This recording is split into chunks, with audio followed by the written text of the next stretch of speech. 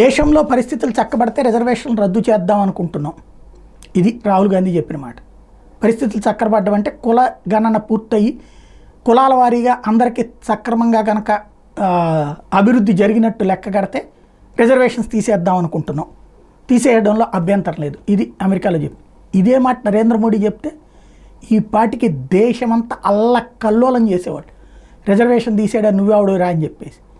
ఇక్కడ ఆర్థిక ప్రాతిపదికన కాదు రిజర్వేషన్లు ఇచ్చిందన్న కనీస పరిజ్ఞానం లేదు ఆయనకి. రిజర్వేషన్లు ఎందుకు ఇచ్చారు? ఆర్థిక ప్రాతిపదికన ఇచ్చారా?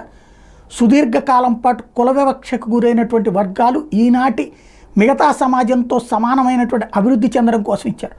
ఈనాటికి కుల వివక్ష ఉంది. ఈనాటికి కూడా కుల వివక్ష ఎదుర్కొంటున్నటువంటి అధికారులకు తెలుసా బాధ?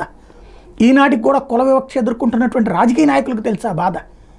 కాబట్టి ఇప్పటికీ ఎందుకు రిజర్వేషన్లని తీయలేకపోతున్నామంటే ఇంకా కుల వివక్ష పోకపోవడం వలన పోవాలని మనస్ఫూర్తిగా కోరుకోవాలి.